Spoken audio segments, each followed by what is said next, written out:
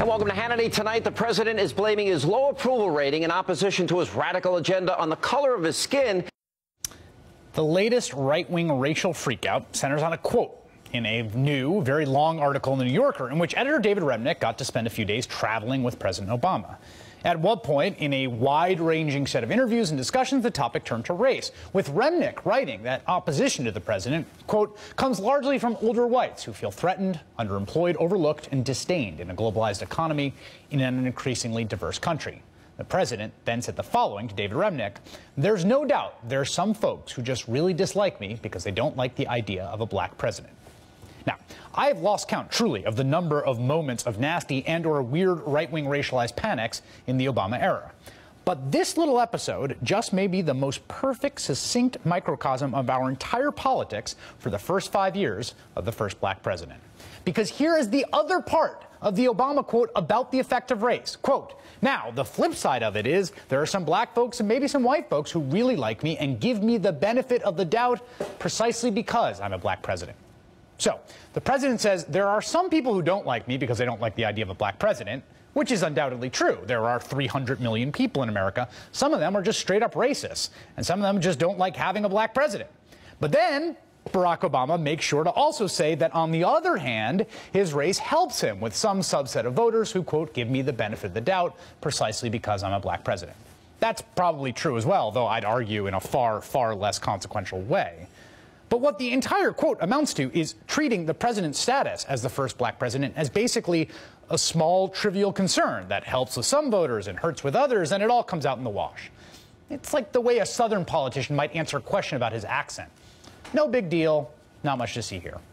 That's what the president said. And yet somehow that utterly banal, even-handed treatment of the single most explosive issue in American life gets turned into this. Provocative comments from President Obama. Instead of taking responsibility for his failures, the president blames everybody else. And this week, he's now taken this to an all-time new low. How do you attribute falling poll numbers while you are president to your race? Anything that he does wrong that Republicans call him on and say he's not doing a good job, the president says they must not like me because of my race. I think it's pure baloney. And that, ladies and gentlemen, is the entire Obama presidency in a nutshell.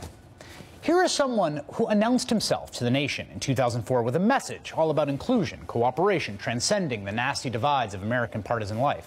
Here's someone whose signature rhetorical approach in speech after speech after speech is to reject anything remotely polarizing, to never show even the slightest hint of anger, to be a model for calm and equanimity, and to couch nearly every single argument he makes in public life as a moderate path in between dueling extremes.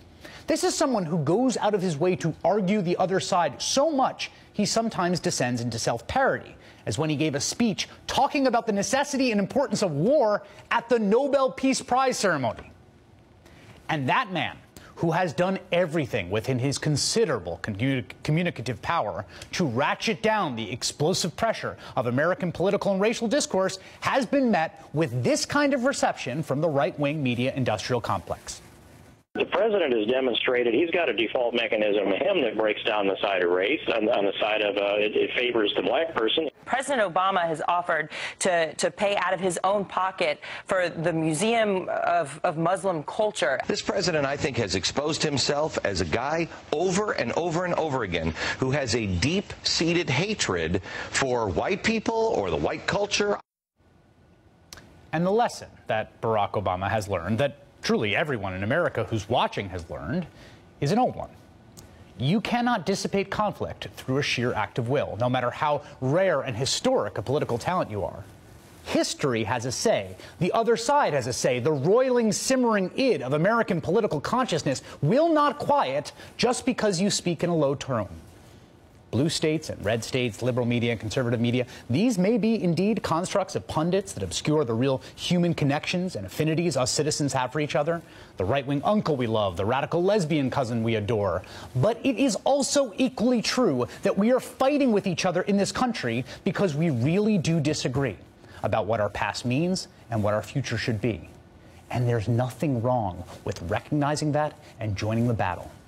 Because if there's one thing we've seen in the Obama era, it's that even if you're not interested in fighting, the fight is interested in you.